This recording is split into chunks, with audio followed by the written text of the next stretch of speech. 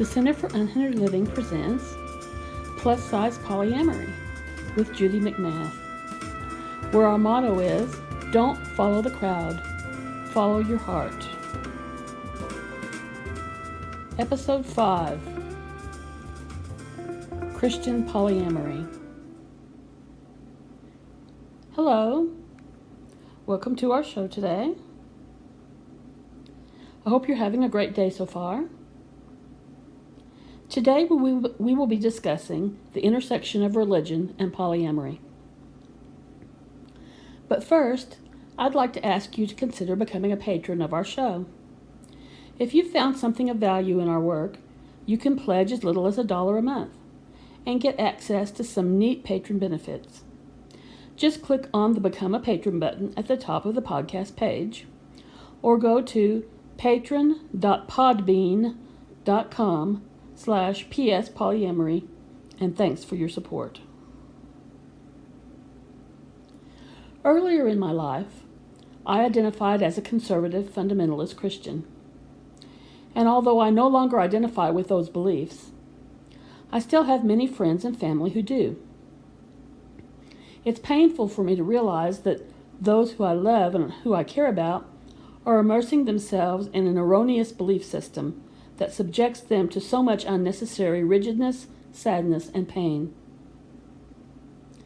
The current mainstream interpretation of Christian doctrine is that, well, it's an interpretation, a mindset, a viewpoint. It's not the only paradigm available. I'd like to bring a little fresh air into this usually rigid interpretation. Let's start with Genesis 2:24. A man leaves his father and mother and is united to his wife, and they become one flesh. Now, this verse in no way states or implies that a person can only have one spouse. It only reveals that it is the act of physical intimacy that unites a couple. Not a marriage license, not a ring, not vows, but simply the couple's desire to be physically intimate. This verse cannot be used to justify monogamy. 5 or 6 generations later, Lamech takes 2 wives, Ada and Zillah. There is never any mention of God being displeased with this. In fact, the Old Testament is replete with examples of men having more than one wife. In addition to wives, men frequently had concubines whose sole purpose was nothing more than sex. So it seems quite ludicrous for Christians to claim that having sex with someone you're not married to is wrong, since men did not have to marry the concubines to have sex with them. The father of the 12 tribes of Israel, Jacob, fathered his sons between his 2 wives, Rachel and Leah, and their servant girls, Bilhah and Zilpah. No marriage between Jacob and the servant girls was ever mentioned.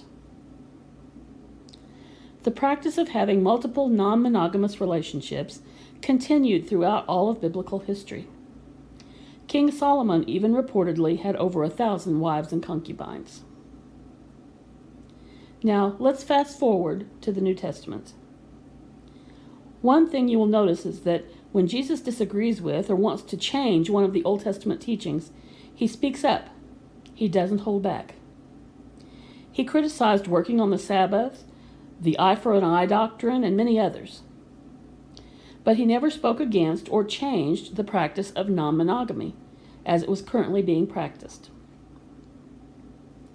In Ephesians chapter 5, Jesus is described as being united to the church in the same way that a man is united to his wife.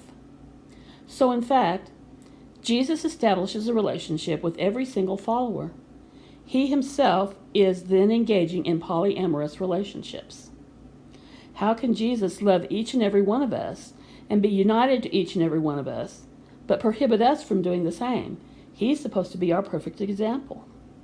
The church is depicted as a family, and Jesus loves and is united to every single member, just as in a network of polyamorous relationships. Finally, 1 Timothy 3 states, "Here is a trustworthy saying, Whoever aspires to be an overseer desires a noble task.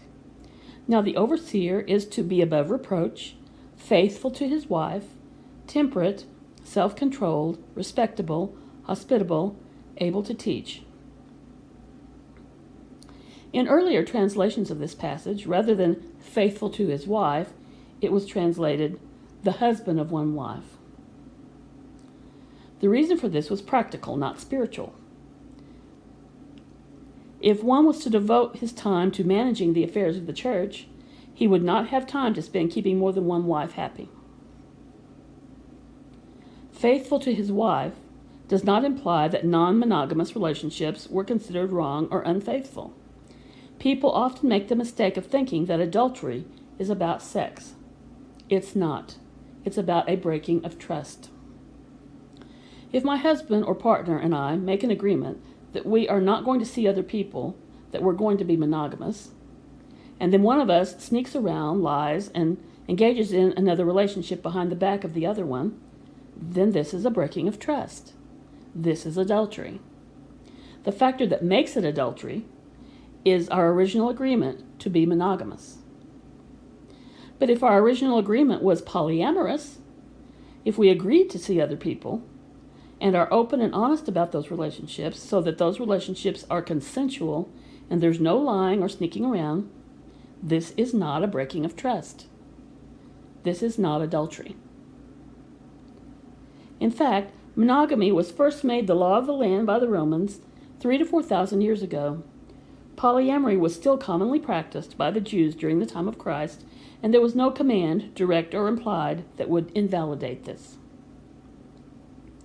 For this reason, your faith should not be used as a reason not to engage in non-monogamous relationships. There's no evidence that it was considered immoral or made you unfaithful to Christ. My hope here is simply to give you food for thought.